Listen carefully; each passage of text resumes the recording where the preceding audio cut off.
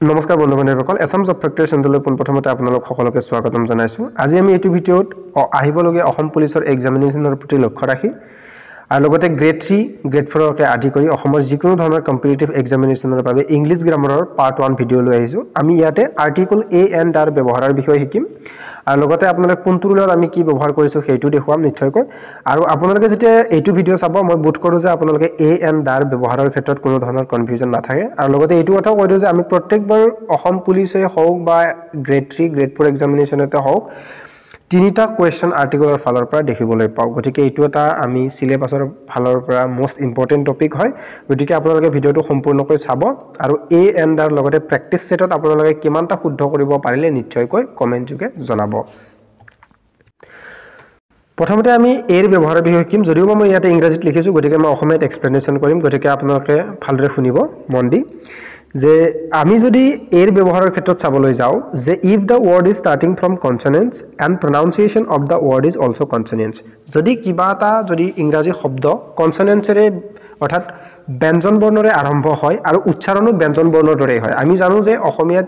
ইংৰাজীত যেটো ভাৱেল আছে পাঁচটা আছে এ ই আই ও ইউ এখিনি বেসিক কনসেপ্ট আমি যদি কিবা এটা যদি ওয়ার্ড উচ্চাৰিত কৰোতে বা উচ্চাৰণ কৰোতে যদি ব্যঞ্জন বৰ্ণৰ নিচিনা হয় যেনে বল ক্যাট ডগ তেতিয়া হলে আমি এ ব্যৱহাৰ কৰিম এটো এক নম্বৰ পইণ্ট আৰু কিন্তু এটো ধ্যান ৰাখিব আপোনালোকৰ যেটো প্ৰনাউন্সিয়েচন আছে আপোনালোকে যেটো উচ্চাৰিত কৰিব হেতু কনসনেন্টৰ নিচিনাই হ'ব লাগিব কেতিয়াবা কি হয় আমি বহুত এনেকুৱা দেখো যত আমি এন ব্যৱহাৰ কৰো এনৰ ক্ষেত্ৰত মই এটো কম লগতে এটো কৈ দিছো এবাৰ যে আমি যেতিয়া কিবা এটা ওয়াৰ্ড যেনে ধৰণ hour H O U R প্ৰথমতে আমি কনসনেন্ট ইউজ কৰিছো বাট তাৰ পিছত আমাৰ যেটো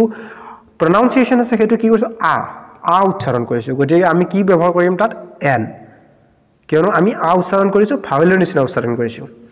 আৰু নেক্সট দ্বিতীয়টো মই এক্সাম্পল লৈম ভালদৰে বুজি পাব আপোনালোকে তেতিয়া দ্বিতীয়টো হ'ব যে বিফোৰ দা নাউন আমি নাম বুজোৱা বা নামৰ আগত হে ব্যৱহাৰ কৰো নাম বুজোৱা পদৰ আগত হে ব্যৱহাৰ কৰো কিন্তু কাউন্টেবল হ'ব লাগিব কি হ'ব লাগিব কাউন্টেবল অৰ্থাৎ হেতু বস্তু গণনা কৰিব পৰা হ'ব লাগিব যেনে a table a cat a book তেনেকুৱা আৰু নেক্সট ক্ষেত্ৰত আমি কেতিয়া ব্যৱহাৰ কৰো আৰু যে if the word is starting from vowel but the pronunciation of the word is consonant যদি কিবা এটা যদি আমাৰ সেন্টেন্স বা সেই শব্দটো যদি আমি উচ্চাৰণ কৰোতে কাৰ নিচিনা হয় কনসনেন্টৰ নিচিনা হয় ব্যঞ্জন বৰ্ণৰ নিচিনা হয় এ ই আই ও ইউ বাদে যদি আমাৰ উচ্চাৰণটো ব্যঞ্জন বৰ্ণৰ নিচিনা হয় তেতিয়াও আমি কি কৰিম এ ব্যৱহাৰ কৰিম মই এক্সাম্পলৰ সৈতে বুজাই দিছো চাই লব যে প্ৰথম এক্সাম্পলটো হৈছে কি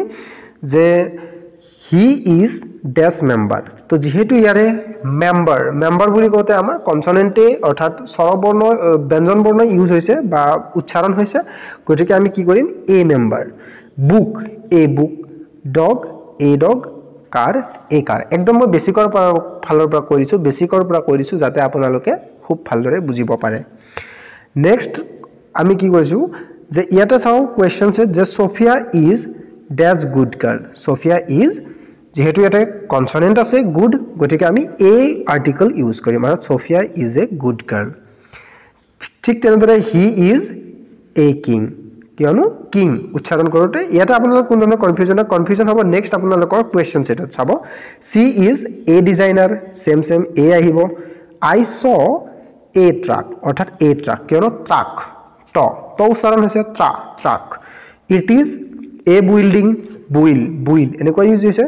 মাই mother is a tall lady অৰ্থাৎ টল অৰ্থাৎ কি হৈছে কনসনেন্ট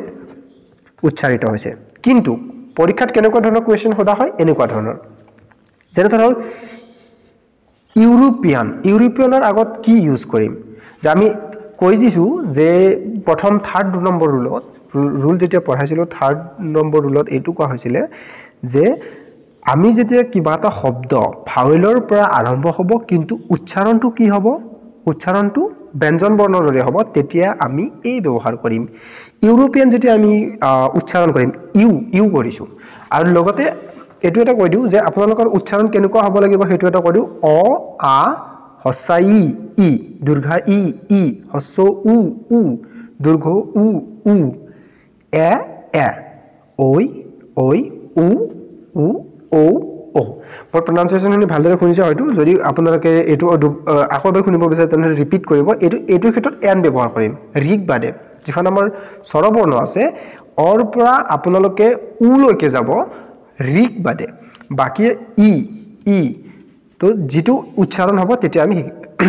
এন ব্যৱহাৰ কৰিম এটা চাওক ইউ এটা ইউৰোপিয়ান ইউজ হৈছে কাৰণ আমাৰ স্বৰবৰ্ণখনক কোনো ধৰণৰ ওয়াৰ্ডতে ইউ বুলি নামাটোৱে উচ্চাৰণ নকৰোৱে আমি উ কৰো ইউ নকৰো উ কৰো আমি তো হয়তো আপোনালোকে হোপফুলি বুজিব পাৰিছে মই কি ক'বলৈ চেষ্টা কৰিছো নেক্সট ঠিক তেনেদৰে ইউনিভাৰ্সিটি আমি ভাবিম যে প্ৰথমতে ৰুলটো এনেকুৱাকৈ কোৱা আছিল যে ইউ য'ত ভাৱেল থাকিব এ ই আই ও ইউ তাতে আমি এই ব্যৱহাৰ এন ব্যৱহাৰ কৰিম বাট নহয় আমি গোটেই ওয়াৰ্ডটো পঢ়িব লাগিব আৰু সেই ওয়াৰ্ডটো কি উচ্চাৰণ হৈছে প্ৰথম যেটো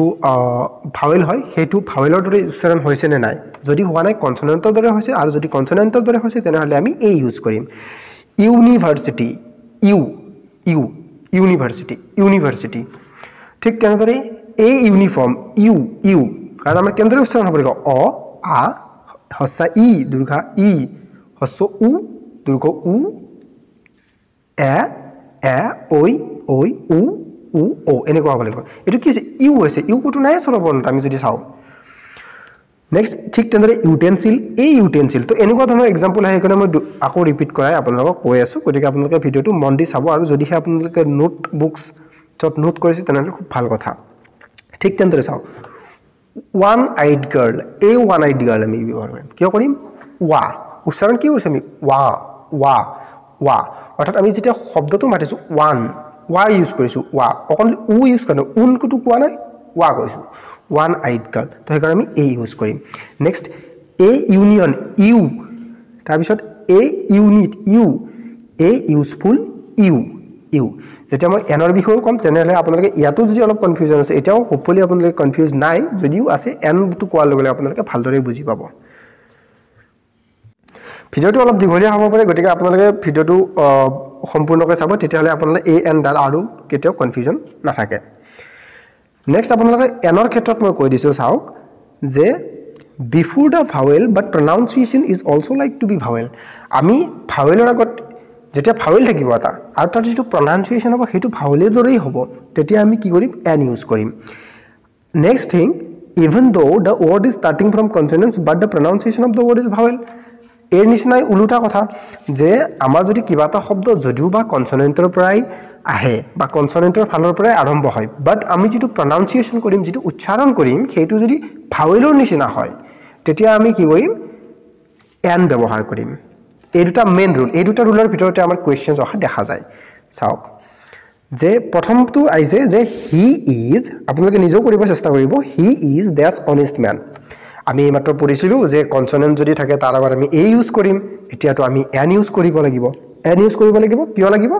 যে আমি এন শব্দটো ব্যৱহাৰ কৰিব লাগিব কাৰণ অনেষ্ট যদিও বা এইচ আছে এইচ টো উচ্চাৰণ হোৱা নাই এটো প্ৰনাউন্সিয়েচন হোৱা নাই কি প্ৰনাউন্সিয়েচন আছে অনেষ্ট আমি যেতিয়া স্বৰবৰ্ণ যেতিয়া পঢ়িছিলো অ আ হস্যা ই দীৰ্ঘ ই মই হেকাৰণে বাৰে বাৰে এটো ৰিপিট কৰি আছো তো অনেষ্ট ইউজ কৰিলে সম্পূৰ্ণকৈ বুলি মাতিছো আমি অনেষ্ট ঠিক তেনেদৰে এম এ এইবিলাক বহুত কনফিউজন হোৱা দেখা কাৰণ মই যেতিয়া সৰু কালত মই এটা বহুত কনফিউজন আছিল যে এম এ কি ব্যৱহাৰ কৰিম তাৰ বাবে আমি প্ৰনাউন্সিয়েচন শুদ্ধ কৰিব লাগিব বা প্ৰনাউন্সিয়েচনটো আমি জানিবই লাগিব যদি আমি আৰ্টিকল ভালদৰে ইউজ কৰিব জানিব লাগে এ আৰু এনৰ ব্যৱহাৰ তেনেহলে আপোনালোকে প্ৰনাউন্সিয়েচনটো খুব ভালদৰে জানিবই লাগিব নেক্সট আপোনালোকৰ এনচিসি এন কোতে আমি এ কৈছো নে এ অ আ এ এনচিসি তো গতিকে এনচিসি তাৰ পিছত নেক্সট হ'ব আৱাৰৰ লগত কি ব্যৱহাৰ কৰিম এন আৱাৰ কিয়নো যদিও বা ও আছে আমি আ ব্যৱহাৰ কৰিছো কাৰণ স্বৰবৰ্ণত কি আছে অ আ আৱাৰ তো এনেকুৱা নেক্সট অনাৰ কিয়নো আমি ইউজ কৰিছো যদিও বা আগত এইচ আছে কনসোনেন্ট আছে বাট আমি হেতু প্ৰনাউন্সিয়েচন কৰা নাই গতিকে এক্সামিনেশনত এনেকুৱা ধৰণে আহে বুক টেবুল তেনেকুৱা নাহে এনেকুৱা ধৰণে আহে নেক্সট এক্সমাস ট্ৰি এক্স টু যেতিয়া এক্স এ কৈছো নে এ তো গতিকে আপোনালোকৰ এটো এন হ'ব নেক্সট এলপি স্কুলত এলপি স্কুল এন নেক্সট আমব্ৰেলাত আ নেক্সট ইণ্ডিয়ান ই কৈছো নে an Indian is an Indian N next আপোনালোকে এনৰ ক্ষেত্ৰত কনফিউজন দূৰ হ'ল মই কুৱেশ্যন সেটো লৈ আহিম দা কোৱাৰ পিছত আপোনালোকে নিশ্চয়কৈ তাত ৰিপিট কৰি চাব বস্তুটো যে নেক্সট হ'ব যে আমি দা আৰ্টিকেল কেতিয়া কৰোঁ যে স্পেচিফিকেলি ইণ্ডিকেটেড সামথিং অৰ আইটেম যেনে কিবা এটা বস্তু যদি আমি নিৰ্দিষ্টকৈ বুজাও তেনেহ'লে আমি সেইটো কি ক'ম লুক এট দ্য বৰ্ড তো নিৰ্দিষ্টকৈ বুজাইছোঁ গতিকে কিবা এটা বস্তু যদি আমি পোনপ্ৰথমে নিৰ্দিষ্টকৈ বুজাও সেইটোত আমি দা ইউজ কৰিম আৰু এটা বস্তু কি ৰিভাৰ্ছ হওক নদী হওক ডাঙৰ নদী কণ্টিনেণ্টছ হওক ৰিলিজিয়াছ বুকছ হওক যেনে দি মহাভাৰত দা গীতা দি পুৰাণছ দি বাইবেল নিউজ পেপাৰ্ছৰ ক্ষেত্ৰত হওক দি হিন্দুজ মাউণ্টেইনৰ ক্ষেত্ৰত হওক মাউণ্টেইনৰ ক্ষেত্ৰত আমি দি ব্যৱহাৰ কৰোঁ দি হিমালয়াছ আৰু ওচিয়ানৰ ক্ষেত্ৰত the Pacific ocean next before the superlative degree আমি এইটো এটা বস্তু সুপাৰলেটিভ ডিগ্ৰীৰ আগতো ব্যৱহাৰ কৰোঁ যেনে বেষ্ট দি বেষ্ট সুপাৰলেটিভ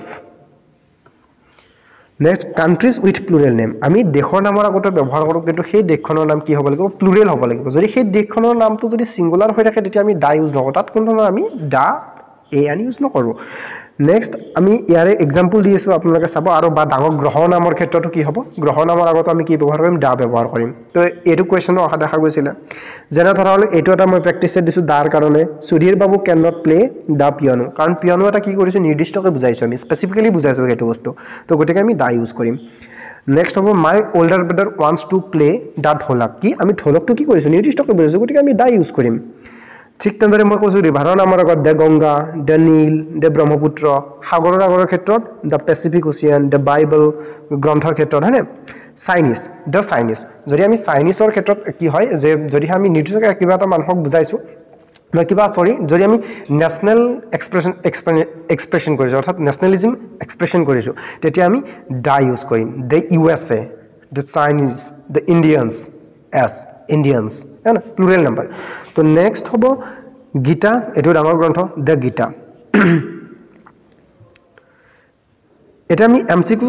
সিৰিজলৈকে আহিছো গতিকে আমি এমসিকিউ সিৰিজ আমি যিখিনি এ এণ্ড আৰ ইউজ কৰো হোপফুলি আপোনালোকে বুজি পালে